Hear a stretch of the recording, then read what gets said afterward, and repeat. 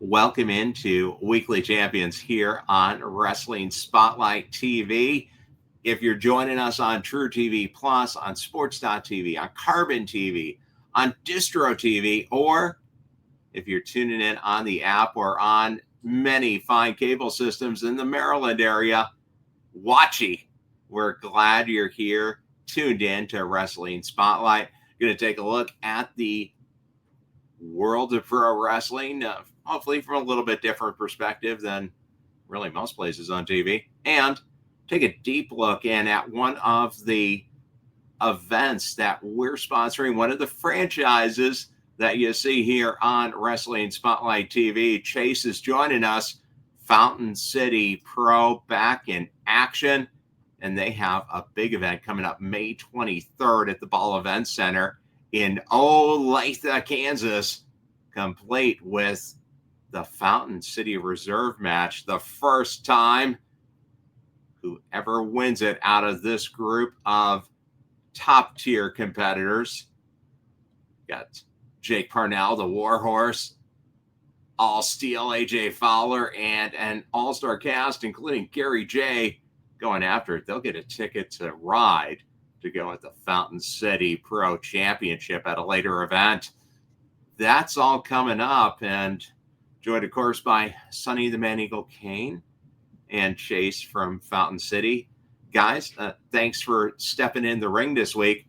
I wanted to kick off with something that, I heard them talking about it on What Culture Wrestling, which is a great daily podcast, and I thought they made a good point. Who is right now the world champion? Who do you think is the most important world champion in the world of wrestling right now? Because for the first time in a few years, it's kind of a difficult question. Because last year was going to be Cody Rhodes. 2 years ago, it would have been your tribal chief, Roman Reigns.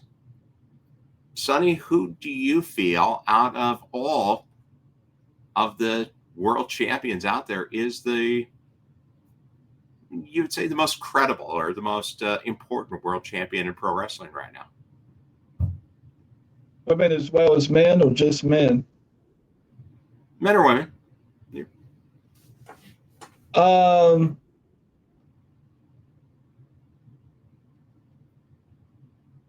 I like Toni Storm in AEW a great deal. I think she's up to par in who she takes on week in and week out. She just had a good four-way match that she lost, but she stayed in it the entire time. And I think she set the tone there for something long-lasting. I don't think it's going to be a fall by the wayside event for her. I think she holds on to the title for a while. No, she's timeless. How about on the men's She's side? timeless. Who's your most important men's champion right now? My most important men's champion right now, gosh, it's a toss-up. I'm going to go with Jey Uso. I like his attitude. I like his work ethic. I like the fact that he's not scared to take on anybody as well.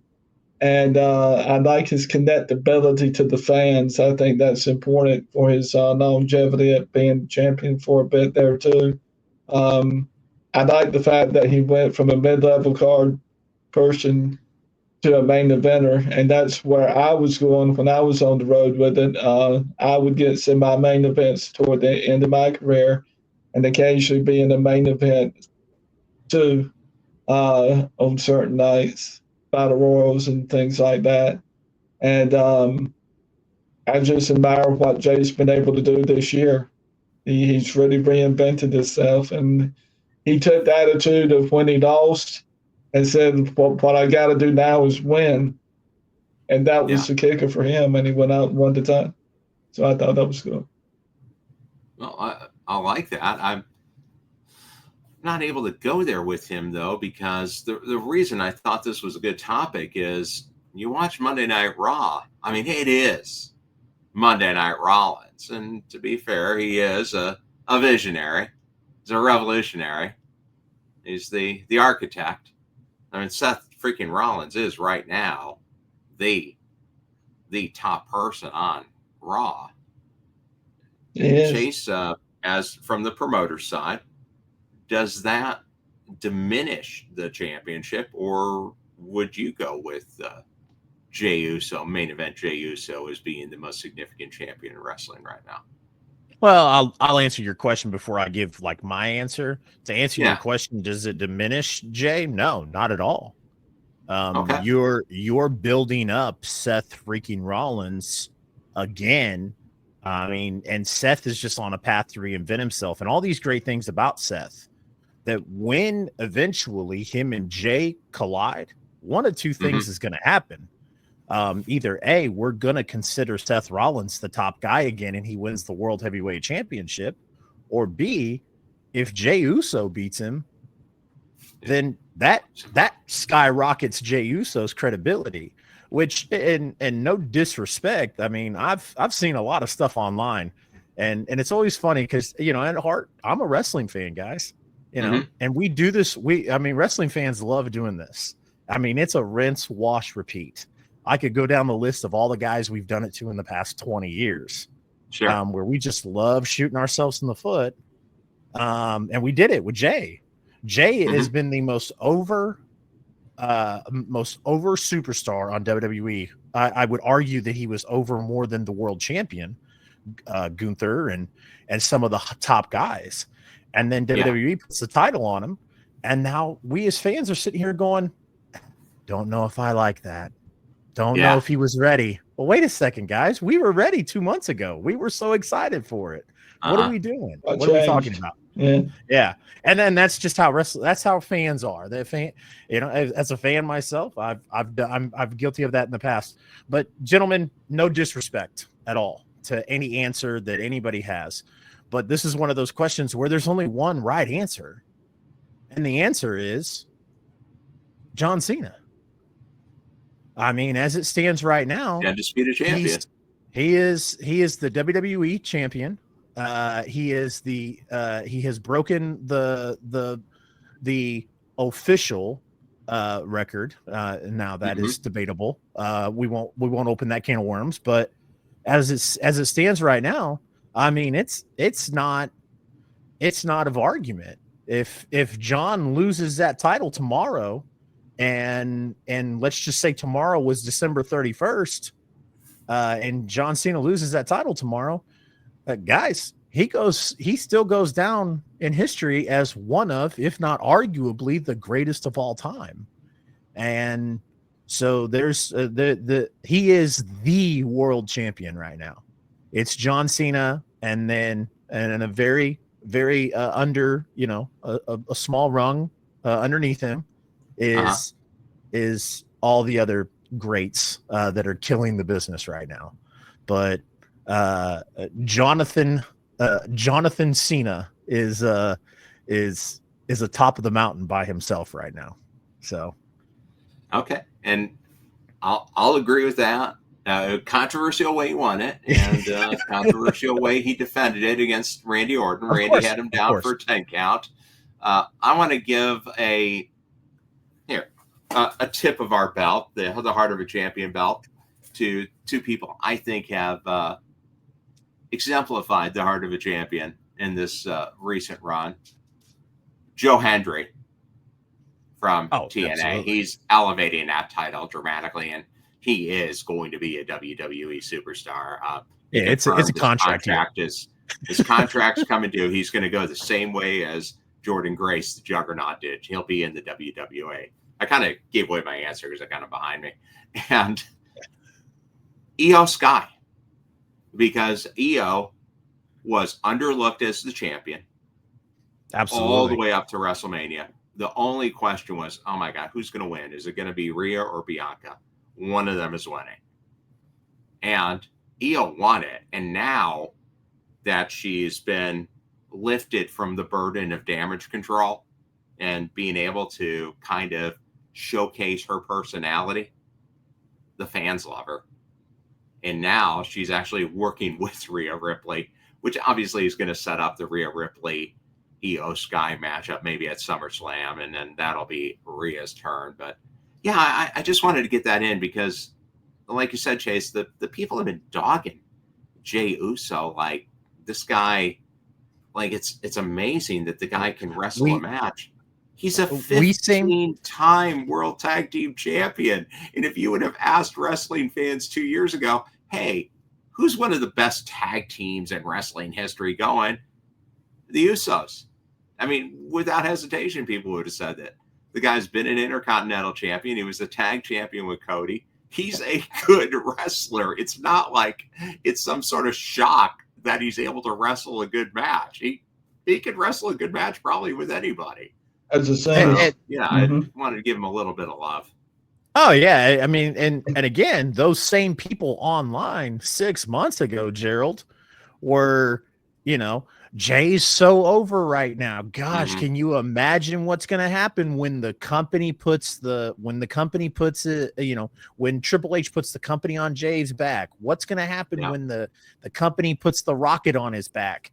I mean, it's insane. The whole crowd is doing the eating dance and they got their phones out and the flashlights. He wins the Royal Rumble. We hear a little bit of that chatter, and then WrestleMania, he beats Gunther, and then now everybody's like, "What are they doing?" Wait a second, we're the same people that we're just talking about. The company. We did it with Batista. We did it with Roman Reigns. We did it with that Royal Rumble that Batista came back in 2014, WrestleMania 30, when it came down to him and Roman, and the crowd wanted Roman to win so bad. You could argue that they wanted Batista to lose more than they wanted Roman to win, but the very next year we go into the Royal Rumble, and the same people that were rooting for Roman to win that Rumble started to boo him. And like I said, it's a tale as old as time with wrestling fans. Give us what we want, or we're gonna riot. And then when you give us what we want, we riot. Yes, Sonny. And Jay's not been there really long. And Jay's not been there long enough yet to really make his mark or his presence felt. He's just got his feet wet. He's just finding his legs as a singles wrestler. So I say to the public at large, come on, let's wait and see what he can actually do on his own before we start downing him so much. The way he beat the ring general was just out of this world. I mean, dead center in the ring. You can't ask for a better pin. And it's going to be at least, I'd say, between now and Christmas time before we find out what Jay can do.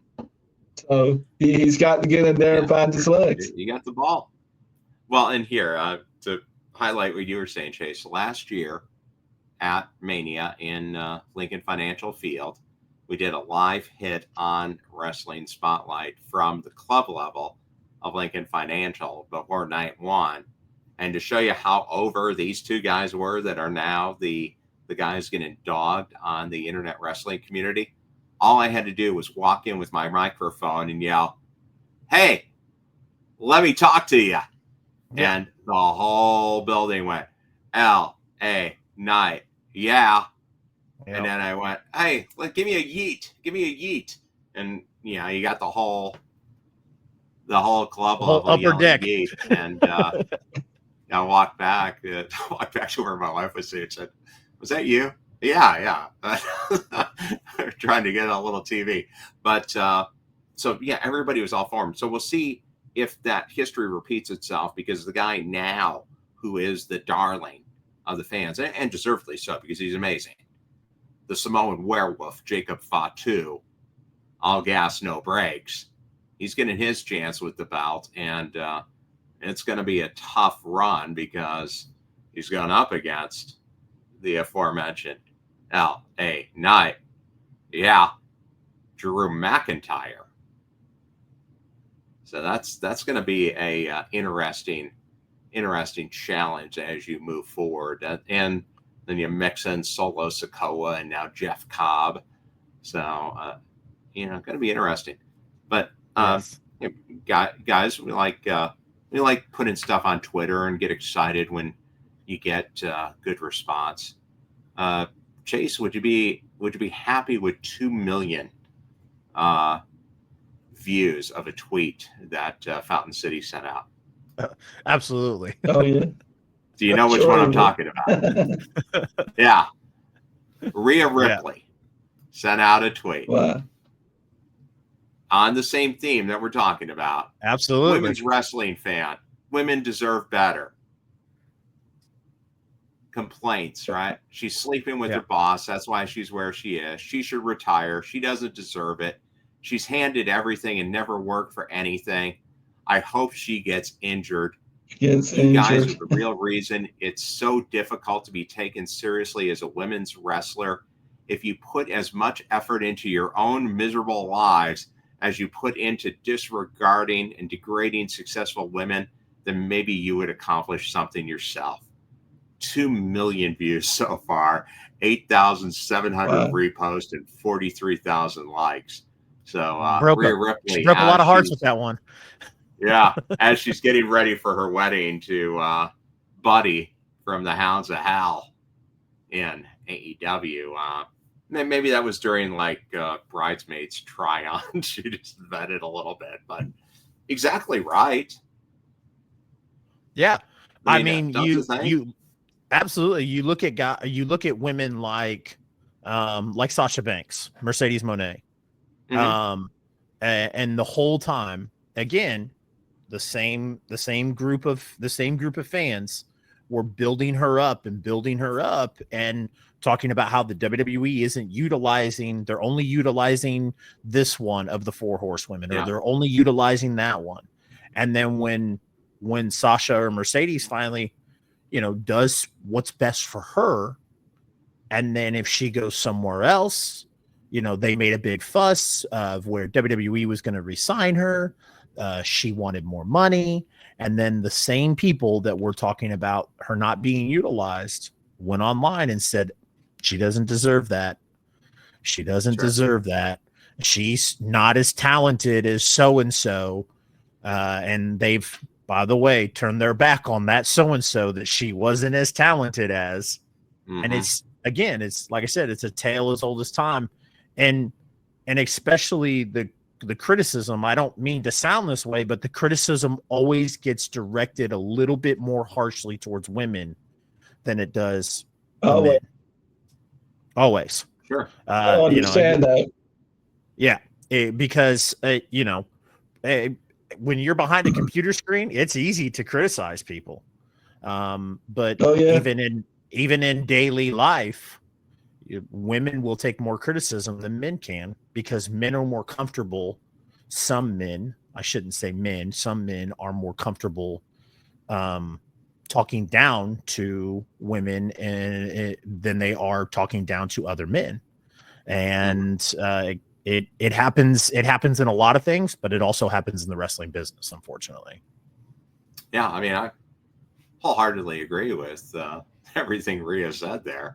And here, it's not just her. I mean, here, Jade Cargill, God knows she's taken a pounding in the internet wrestling community, and people dogging her, saying she can't wrestle. She's just here because she's somebody's girlfriend. Well, she's married to Baseball Hall of Famer Brandon Phillips. She's doing okay, and she's also a clinical psychologist, so she's all right. And you know what? She's wrestling very similar to what she did in AEW. So the fact that she is so overwhelmingly over with the fans, I think it's time for the internet wrestling community to pump the brakes. Now, to be fair, and I don't want to bite the hand that feeds us, because, of course, people in the internet wrestling community are also the people that are watching the show.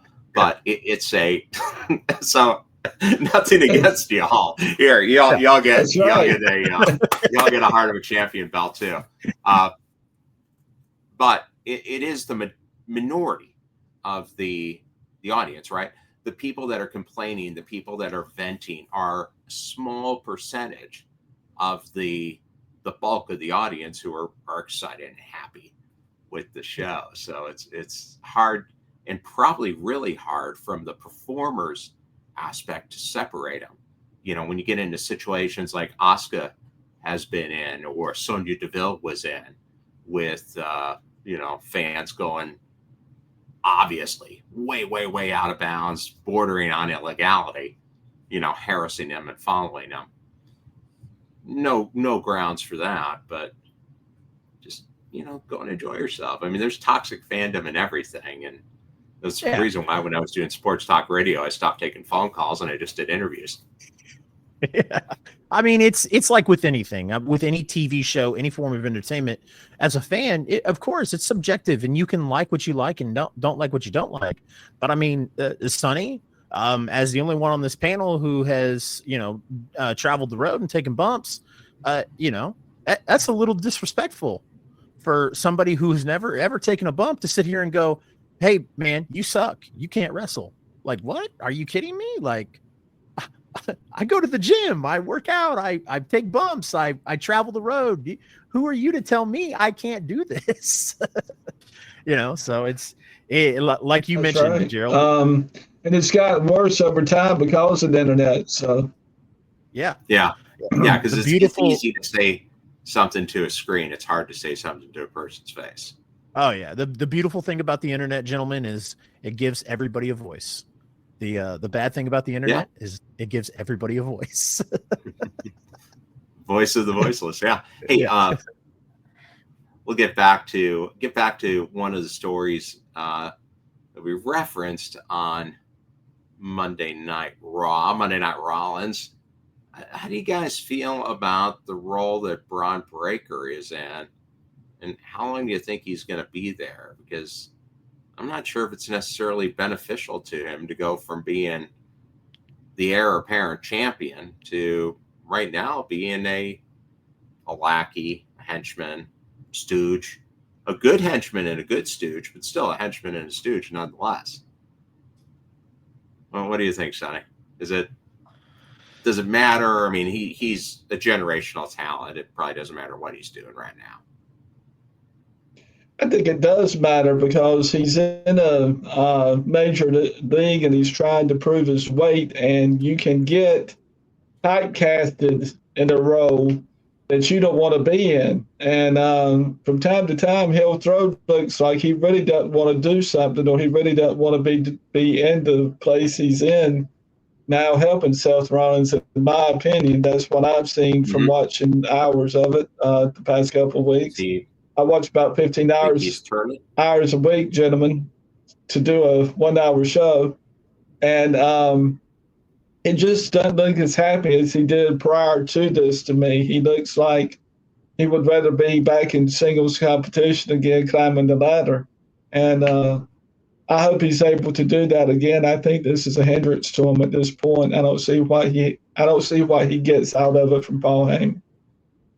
That's my spin. Well, here, let me ask. I'll ask Chase, and I get your opinion. Is it growth though? Because like you said there, Sonny, he's showing he's not happy. He's not saying it; he's showing it in his face. Is that growth that he's projecting his emotion through little reactions and little like mannerisms? And that maybe that's what Paul Heyman was talking about, saying that he was working with him on his promos and his off-screen stuff. Yeah, I mean, it's going to be great for him to work with Paul Heyman, to be with Paul Heyman. And as far as character and story goes, like you mentioned, Gerald, he's a generational talent. He is another guy who you could strap a rocket on, and as long as you do everything right, he'll be your next guy. I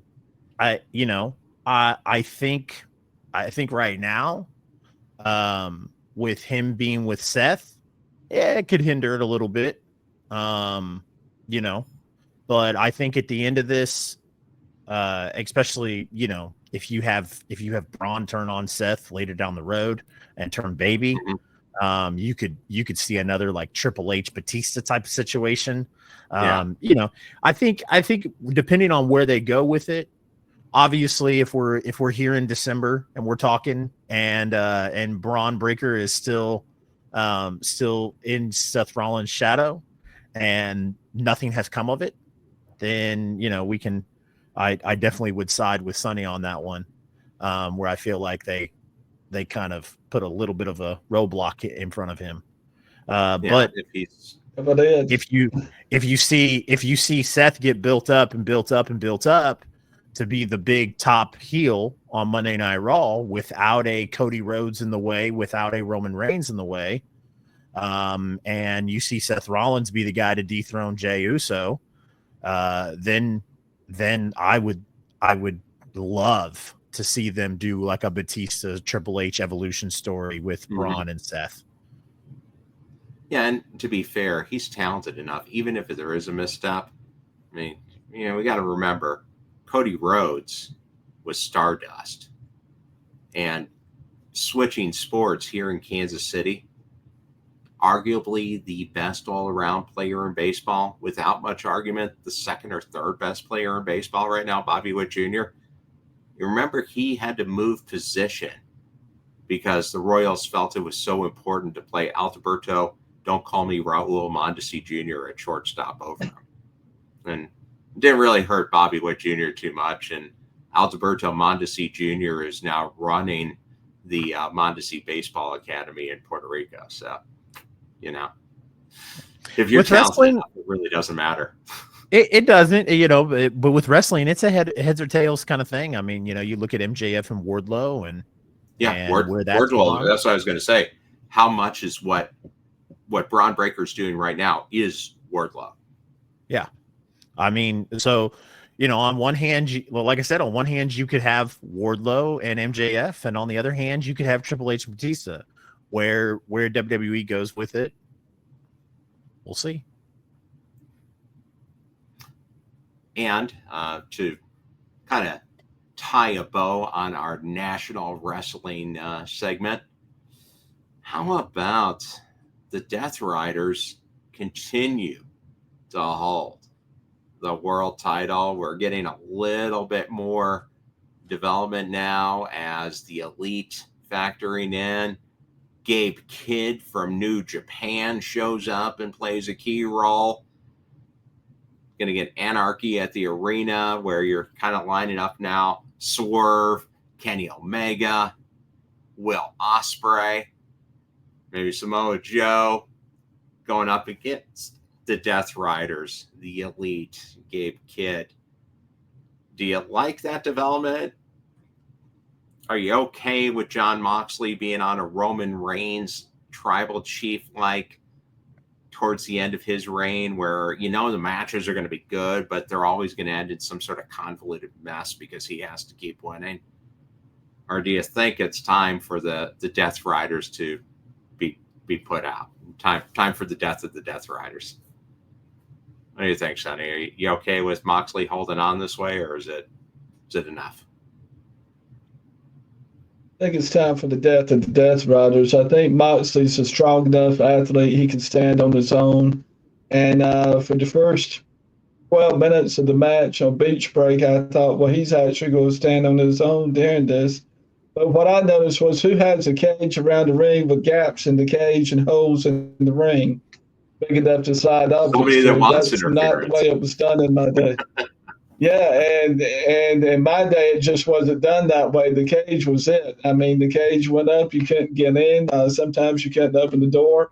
I never had the privilege of working the cage, but I was at many a cage fight matches, and that's the way the Horsemen did it. Occasionally, they'd be locked in the cage. You can't get out of the cage. So,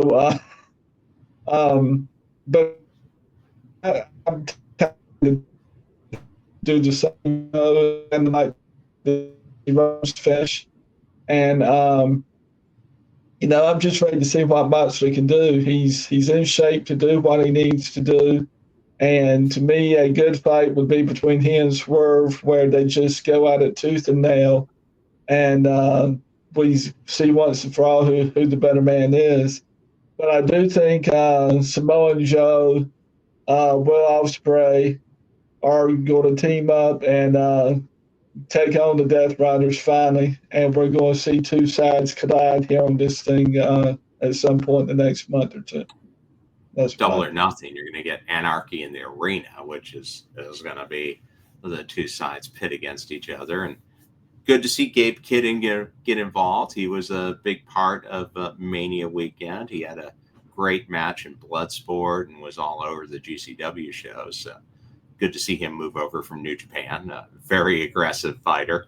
good fit for the AEW style. What do you think, Jay? Says time for Moxley to have another reinvention, kind of stand on his own and get away from the constant interference?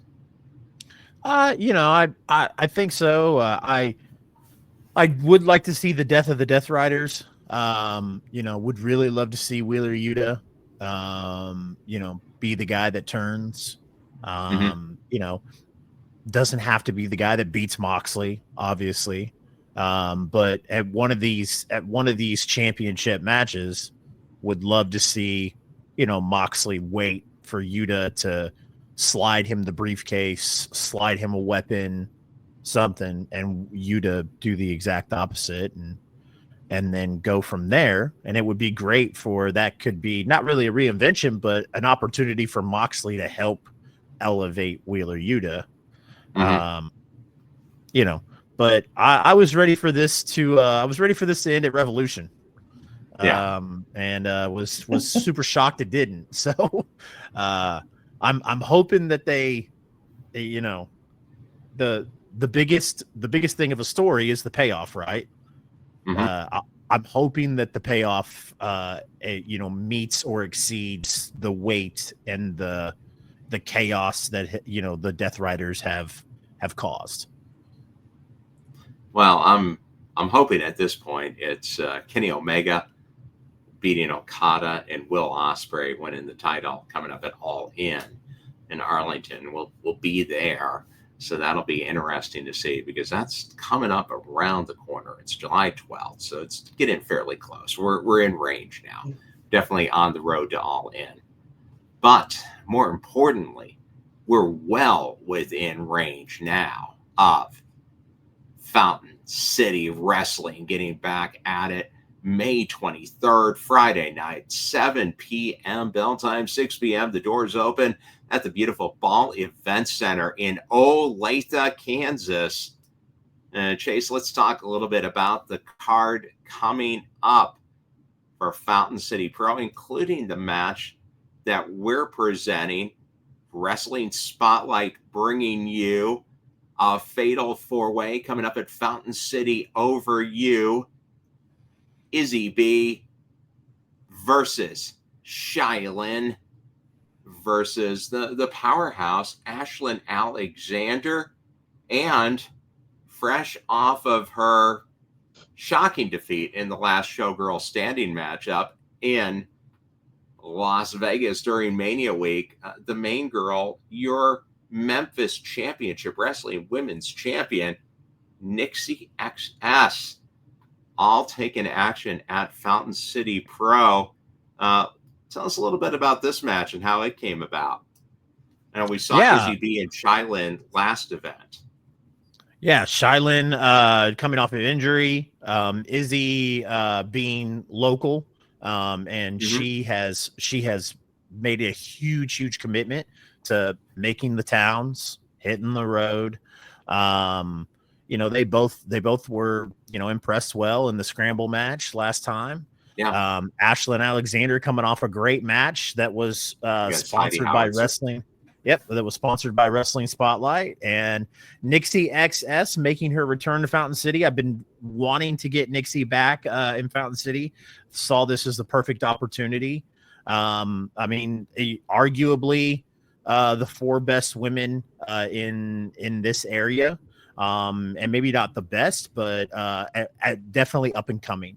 So, especially Ashlyn Alexander and Nixie XS, you're going to have Shylin and Izzy B in that conversation here soon as well. So, yeah, and we can't confirm nor deny that Nixie was at the Met Gala, but I'm sure she claims to have been. So, we'll let her have that. I wouldn't be shocked. You didn't see her there, did you, Sonny? At the Met Gala? No? Okay, just checking. Yeah. Then another person who would have been comfortable at the Met Gala, Leon King, taking up absolutely Anakin Murphy. Anakin Murphy has been on multiple shows in the area and has come a long way since making a debut in the ring in the Central States wrestling matchups, some of the matches that you see here on Wrestling Spotlight, that goes back now like 5 years. He's really become a important part of the wrestling community in the Midwest, and guy who works some amazing matches. Anakin does. You mentioned this. I actually, for my first time seeing Anakin live in person, it was a Glory Pro show. He was a part of Grindhouse with Davey Vega and Matt Fitchett, and he was kind of like their third member. And thought the kid was good. And then when I started to see him at Anarchy, started to, and I'd seen him at Journey Pro. There was a match he had with Gary J at St. Louis Anarchy, and he cut a promo afterwards. And I said, you know what? That kid will never be the biggest. But I can tell by the way he cuts promos and he works in the ring that you would have a hard time finding somebody with a bigger heart to do what is done inside the square circle more than Anakin Murphy. And it shows. It shows.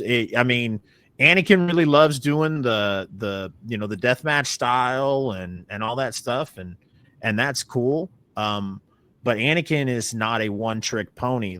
You don't have to put him in a match with light tubes and thumbtacks and stuff like that for him to show you how big his heart is. You know who he reminds me a lot of? Spike Dudley. Yeah. I remember you and I were there, and Josh, at a Central State show at the Kansas City, Kansas Armory, and he had a match against Scotty Tyler. And he can go. He can do a technical match. And Scotty Tyler from KCK, but by the end of the match, the people were actually pulling for Anakin. So definitely a good competitor, somebody to check out and watch when you get a chance, because you can see a lot of great matches from Fountain City on Wrestling Spotlight too. Check it out when it's on the program guide. Tune in and watch them. The Monarch, Jeremy Wyatt, talk about a guy who's been a factor in Midwestern wrestling for a long time now. And Handsome Scott Hansen, this one's been building up for a little bit. They've had a couple of run-ins, and the Warhorse, the Commissaire, Jake Parnell's kind of interfered in this matchup too. Yeah, Jeremy and Jake Parnell have it's kind of crossing parallel boundaries here between St. Louis Anarchy and Fountain City. But Jeremy Wyatt's first official match, he answers Scott Hansen's open challenge and took Scott Hansen, got a little bit of taste of the Monarch Jeremy Wyatt, and Scott Hansen said, I want another go at it. This time an official challenging, let's run it back. And so we're gonna do Handsome Scott Hansen against Jeremy Wyatt. Jeremy has been, as you know, a staple in Kansas City wrestling for since I was in high school. Back to the NWL. Further than the NWL, back to the very first Central States in 2002, 2003. So Jeremy has been doing this for a very long time, and Jeremy is arguably one of the best people I've seen in the squared circle. The fact that Jeremy isn't teaching other people on a national level is a crime. I don't understand it. If I was a big company, I would throw cash at Jeremy Wyatt to teach young kids today how to work in the ring. And one of the guys that you could possibly see in that universe would be Scott Hansen. Scott Hansen, trained by Niles Planquet, the wine connoisseur. Sure. Yeah. He trained with Craig up in St. Joe, where Scott Hansen is from. So this is going to be a really good one. It was really good last time, and so very excited to do it again. Talking about some different types of personalities, we got the Standard taking on ACFC and Heidi Howitzer. Yeah, this one's just going to be a lot of fun, guys. You know, the Ray Leon and Austin Reddick feud has literally gone on for a year. They faced off at our May event last year, and this is going to be the final go at it. You know, they brought it. Ray Leon found a tag team partner. You know, Austin, his tag team partner, Tommy Too Good. They've kind of gone back and forth.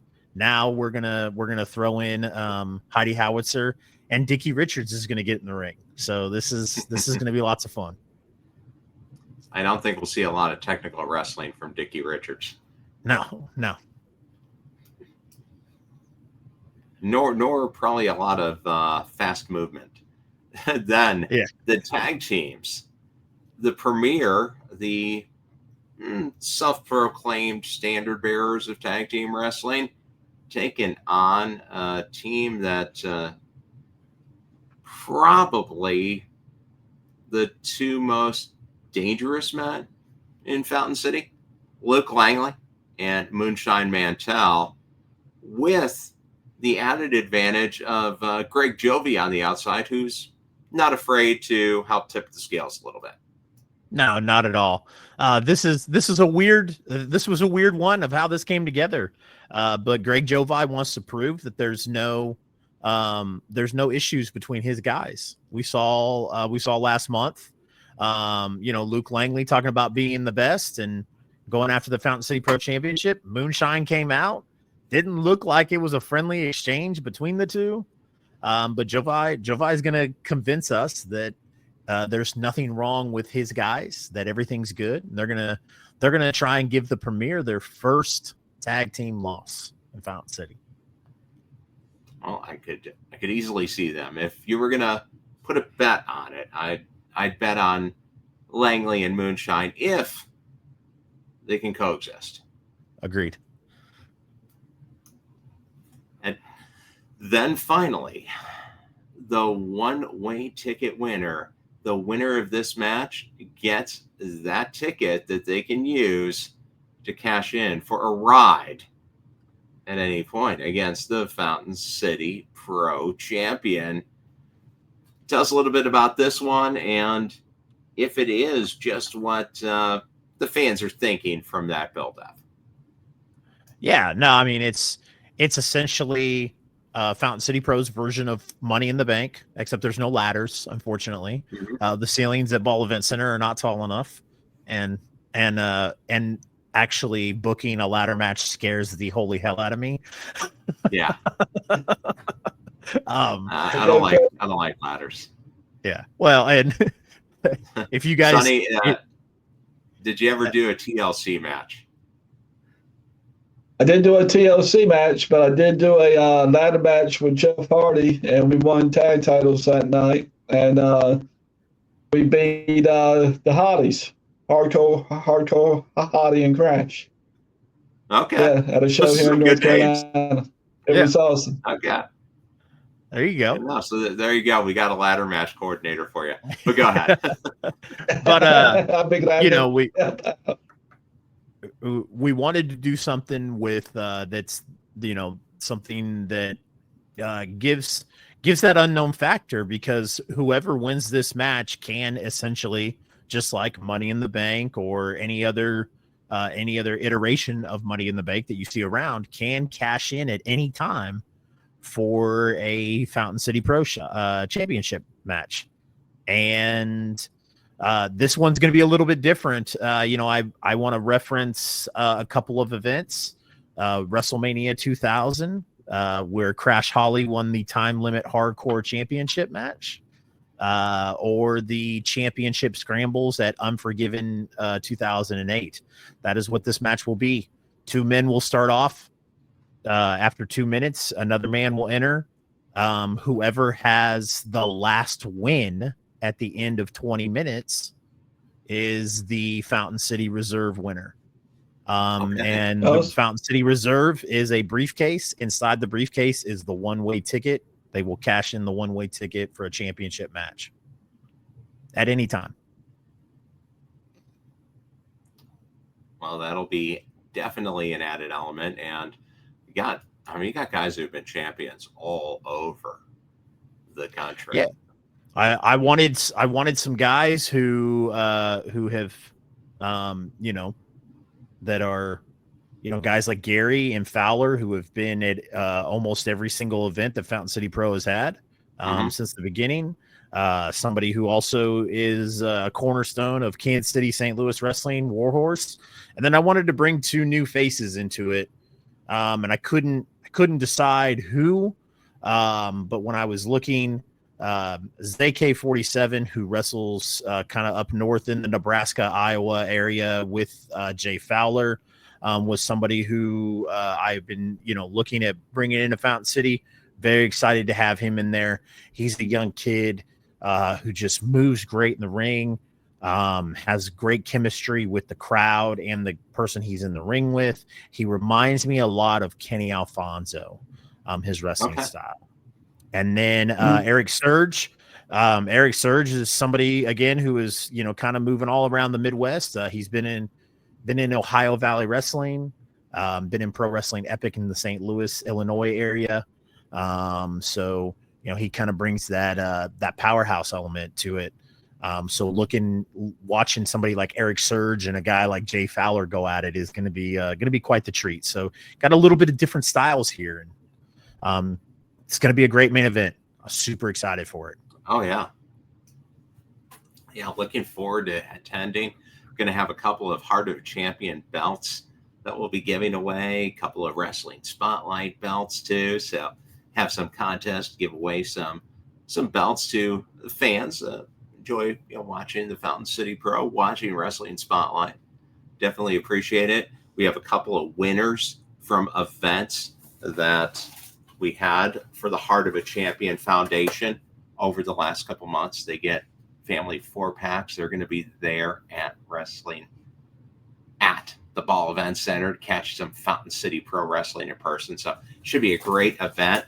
And Chase, if people are looking to get tickets, how should they reach out? Go to FountainCityPro.com. Or if you're following us on social media, we're constantly posting the ticket link on there. Or show up at the Ball Event Center and you can buy tickets right at the front door. So excellent. Well, hey, as we're winding it down, Sonny, I know you had a wrestler who's made an impact with you over the last couple of weeks, and you wanted to talk a little bit about who that is. So why don't you go ahead and take the floor? Go ahead and give us your thoughts. Thank you, sir. Sure. So I look for new talent all the time. I'm real supportive of women's wrestling, and this young man has caught my eye. He's not so young, but he's younger than I am. And I'd like to talk about him here tonight. His name is Penta. I think the WWE is preparing for a major shakeup and the crowning of its first Mexican undisputed WWE champion. Down with Cena, up with Penta. In the past several weeks, the WWE has allowed Penta to burst onto the U.S. wrestling scene. A major star in Mexico, his captivating ring attire, his high-flying, energetic moves steal the show. His first few wins were designed to capture attention. His mask, his makeup, his energy are all reminiscences of wrestlers like the Ultimate Warrior. He would make a great tag team partner for someone like Cody Rhodes. Penta is charismatic. When he enters the ring, everything he does is designed to keep your attention. He is the rare talent that makes you tune in just to see if he's on the card, if he can just stay healthy. I like that. See what I got here, Sonny? I do. Penta, El Zero, Mira. There you go. I like that. That's good. And then, he's tremendous. And then, hey, one other masked luchador who I think we're going to be seeing a lot of he just made his in-ring debut for newly purchased WWE affiliated territory, AAA, the new La Parka. Find him. Just search La Parka on X or on YouTube, and you'll see his ring entry doing the dance to Thriller with backup dancers. Really impressive. And the guy can go. He's got the blessing of the original La Parka's family, and just has the moves down, has the suit. I think you're going to see him in a big role in the new AAA. Chase, any takes from the week that we haven't covered yet? No, not at all. I mean, loved what Sonny said about Penta. I think Penta mask back there. I think that we definitely could see WWE. I mean, they give him the grand entrance, he's got everything going for him. I would love for WWE to elevate him. And yeah, I mean, with the partnership with AAA, somebody like La Parka, would love to see the chairman return to TV. And yeah. And there's like 3 La Parkas too, because La Parka's 2 sons are wrestling as La Parka Jr. and Athena de La Parka. So yeah, we could see Tres La Parkas coming. Well, hey, let's go ahead and we'll wind it down here. Go to our champion of the week. Pretty soon we'll have the Danhausen champion of the week entry, but for right now we'll go with our friend Ash by Elegance. Hey guys, it's your girl. Hey guys, it's your girl Ash by Elegance, and you're watching me on Wrestling Spotlight. I guess she was upset knowing that she may be replaced by Danhausen soon. So got the belt. We got the Heart of a Champion belt this week. Chase, who's your champion of the week? Champion of the week. I'm going with Jey Uso. Okay. Yeah, he had a big role, came out and helped CM Punk at the end. And obviously we're going to see a big tag team match coming up here at Saturday night's main event, where we also probably see the WWE draft, although that's not officially been announced yet. Sonny, your champion of the week. I have a runner-up, and I have a tag team champion of the week this week. My runner-up was Anthony Bowens of AEW. Gave a tremendous match, got a tremendous win this week. And the Street Profits of the WWE wrestled Hurt. Yeah. And won this week, and I thought that was awesome. So they just had an amazing TLC match too.